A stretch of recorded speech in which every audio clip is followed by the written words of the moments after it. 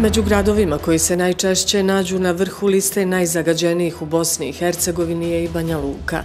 Prisustvo zagađujućih materija trenutno se mjeri na samo jednoj lokaciji, što nije dovoljno da se sagleda prava slika.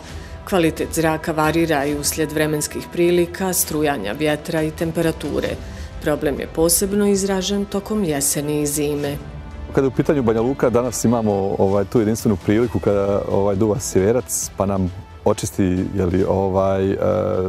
zrak, vazduh ili havu, kako to kažemo, ili kad duva jugom. Međutim, od oktobra, recimo, kada su hladnije temperature krenule, baš evo za samu prošlu godinu, u oktobru je bilo 18 dana gdje je kvalitet vazduha bio treće i veće kategorije, ne znamo koje, s obzirom da su samo podijeljene u 3 kategorije. 3 mjerne stanice u gradu već mjesecima nisu u funkciji, pa Banja Lučani nisu ni svjesni kakav zrak udišu. Mjerenje se trenutno vrši na jednoj kojom upravlja Hidrometeorološki zavod Republike Srpske.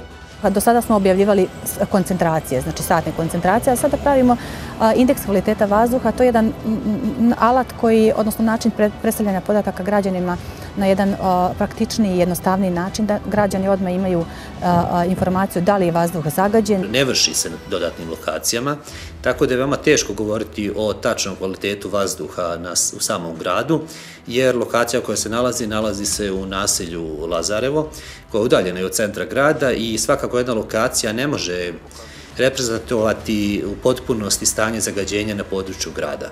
Živjeti bez informacije da nešto šteti je onako super, ne remeti naš ugodan život, ali se onda pitamo zašto imamo često oboljenja respiratornog sistema, pa čak i kancer pluća i svašta nešto što može da utiče i na mentalni razvoj djece i sl. Pa evo, nalazimo se u laboratoriji, konkretno u laboratoriji Instituta zaštite ekologije Republike Srpske. Laboratoriji se određuju parametri u zemlji, vodi, vazduhu, također analizira čvrsti otpad.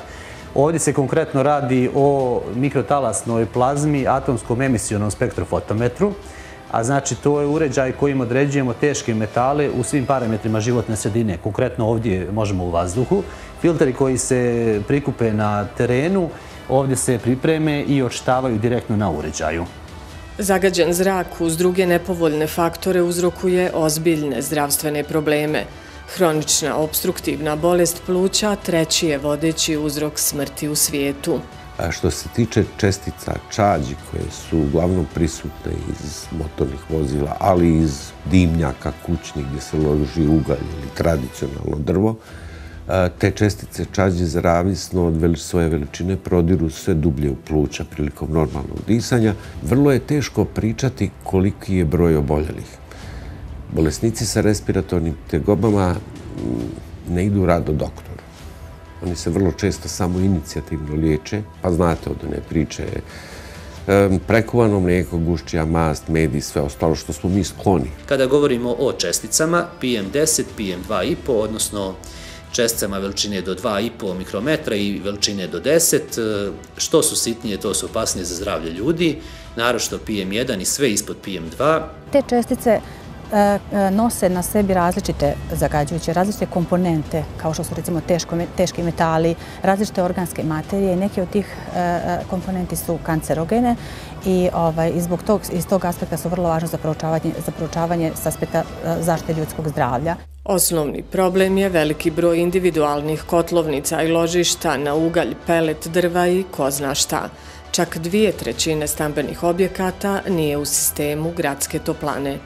Ono čega smo svjesni jeste da su ovo siromašni prostori, da ljudi koriste sve na neki način što mogu za zagrijavanje svojih prostorija. To je nešto što svakako jeste problem koji se mora rešavati i u određenoj periodi će biti neophodno uvesti određene subvencije i zabranu korištenja kotlova na ovom prostoru, ali uz određenu podršku stanovništvu, jer svakako to nije popularna mjera bilo šta zabraniti ako se ne pruži druga alternativa. Sa druge strane imamo veliki broj motornih vozila koji je registrovan na području grada Banja Luke. Radi se negdje oko 70.000 motornih vozila na grad od recimo 200.000 stanovnika, a pored toga imamo veliki broj ljudi koji dolazi. Nama treba što više zelenila, fotosinteze, velikih krošnjastih stabala unutar gradske sredine koje apsorbuju te čestice, smanjuju da te čestice lebde, proizvode veće doze količine kiseonika koji nam je prijeko potreban za život. Nekada je dovoljno održavati i puteve čiste, oprane i slično, da se nivo zagađenja česticama smanji 20, 30 ili 50%. Što dovoljno govori koliko je nekad jednim jednostavnim mjerama koje apsolutno nisu problematične, može se smanjiti nivo zagađenja, da ne govorimo o značajnim drugim mjerama kao što su ugradnja filtera kod industrijskih postrojenja, strožija kontrola.